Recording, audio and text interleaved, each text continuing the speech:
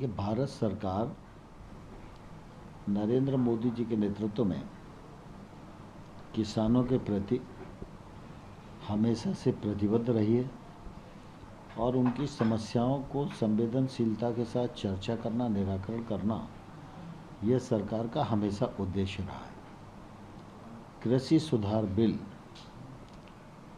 एकाएक नहीं आए, देश में लंबे समय से इसकी चर्चा चल रही थी। मोदी जी ने इस काम को आगे बढ़ाया। देश के हजारों किसान संगठन, अर्थशास्त्री और समाज के विभिन्न वर्ग इन कृषि सुधार बिलों का स्वागत कर रहे हैं।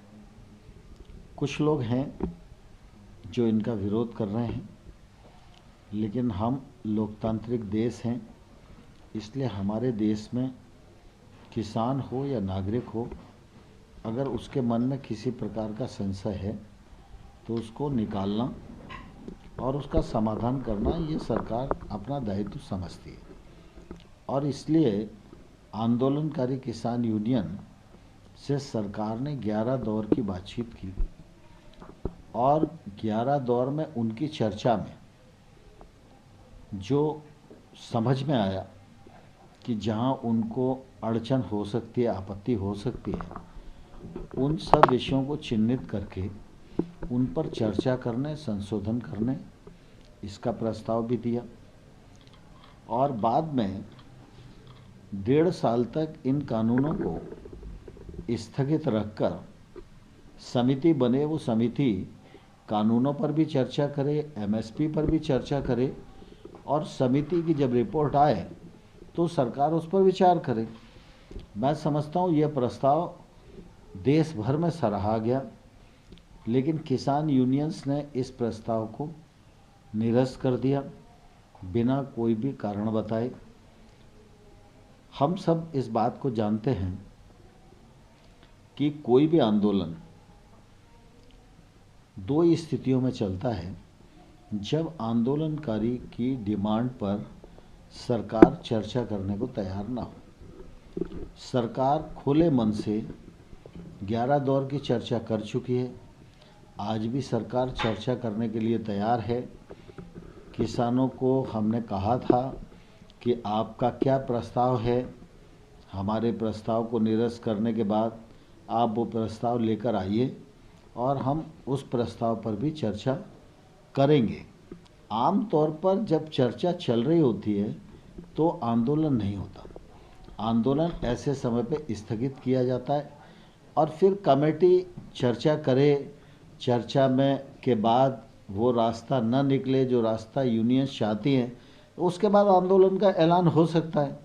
लेकिन किसान यूनियन ने तो ऐसा तय कर रखा है, सवेरे कुछ, शाम को कुछ और निरंतर आंदोलन करते रहते हैं। लेकिन मैं आपके माध्यम से देश भर के किसानों को कहना चाहता हूँ, पूरे देश में कहीं भी किसानों के मन में असंतोष नहीं है। हजारों किसान यूनियन इन बिलों का स्वागत कर रही हैं। जो किसान संगठन इन बिल के विरोध में हैं, उनसे सरकार वार्ता करने के लिए पूरी तरह तैयार है। और मैं आपके माध्यम से उन किसान संगठनों को अनुरोध करना चाहूँगा कि वो अपना आंदोलन स्थगित करें। आम नागरिकों को जो परेशानी हो रही है, उस परेशानी को वो समझें और स्थगित करके वो जब भी आएंगे तो सरकार विचार करने को और समाधान करने को तैयार है। सर, किसान जो है, कोरोना का भी हालात बढ़ रहे हैं देश में, वापस जो दूसरी लहर शुरू हुई है उसमें फिर दोबारा बुरा हाल हो रहा है।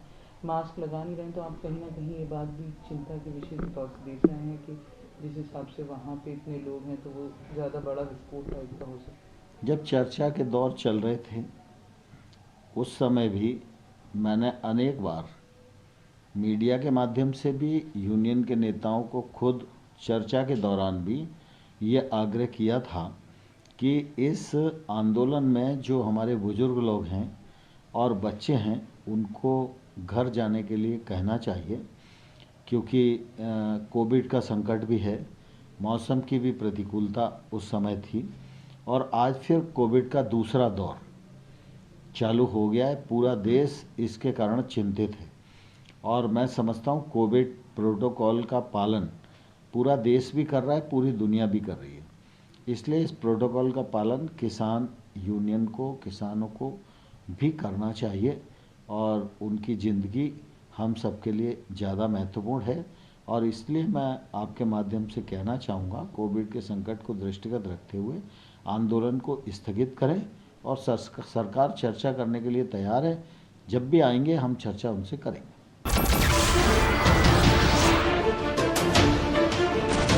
नमस्कार, मैं हूं मानक गुप्ता। अगर आपको हमारा ये वीडियो पसंद आया हो तो इसे लाइक और शेयर जरूर करें और हाँ, हमें सब्सक्राइब और फॉलो करना ना भूलें ताकि आप देश और दुनिया की कोई खबर मिस ना करें। तो जुड़े रहिए हमारे साथ और देखते रहिए News 24।